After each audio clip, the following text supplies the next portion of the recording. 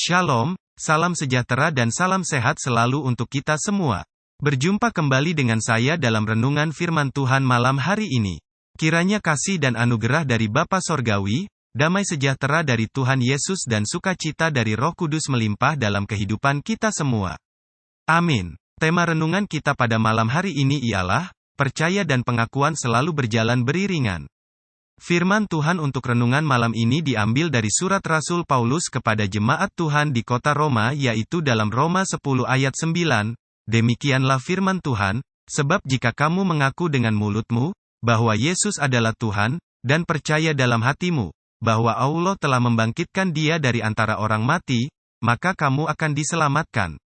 Tidak banyak orang Kristen mengetahui rahasia bahwa percaya dan pengakuan adalah dua hal yang tak terpisahkan dan berperan penting dalam kehidupan kekristenan. Ketika kita percaya kepada Yesus sebagai Tuhan dan Juru Selamat, percaya kepada firman-Nya, maka dibutuhkan pula sebuah pengakuan yang benar melalui mulut kita. Pengakuan yang benar itulah buah dari iman yang hidup. Hal itu menunjukkan bahwa hati dan mulut memiliki fungsi masing-masing dalam keselamatan kita. Dengan hati kita percaya, tetapi dengan mulut kita pun harus mengaku, dan keduanya harus berjalan secara beriringan, sebab percaya dalam hati saja tidaklah cukup, harus dibuktikan dengan pengakuan melalui mulut kita. Jadi, apa yang kita percayai harus sejalan dengan yang kita akui dengan mulut kita. Percaya kita dan pengakuan kita, itulah yang akan memerintah hidup kita dan menuntun kita kepada keselamatan, kesembuhan, kelepasan dan segala berkat Tuhan kepada kita. Ketika kita berkata bahwa kita sedang khawatir, maka pada saat kita berkata demikian, seketika itu timbul kekhawatiran di dalam hati kita. Ketika kita berkata bahwa kita takut terhadap suatu hal, maka pada saat kita mengatakan itu, kekhawatiran sedang merayap di dalam hati kita. Sebagaimana dicatat dalam Amsal 6 ayat 2, engkau terjerat dalam perkataan mulutmu, tertangkap dalam perkataan mulutmu. Ayub berkata, karena yang kutakutkan, itulah yang menimpa aku, dan yang kucemaskan, itulah yang mendatangi aku.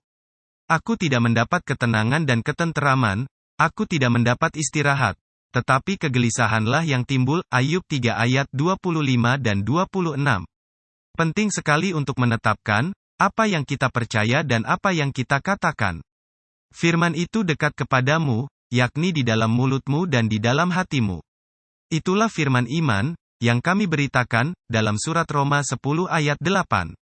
Karena itu percayalah kepada Tuhan Yesus yang telah menyampaikan janji firman-Nya dan senantiasalah memperkatakan firman Tuhan sebagai wujud pengakuan kita, supaya kuasa firman-Nya bekerja dan berlaku dalam hidup kita. Rasul Paulus berkata, aku percaya, sebab itu aku berkata-kata, maka kami juga percaya dan sebab itu kami juga berkata-kata. 2 Korintus 4 ayat 13. Amin.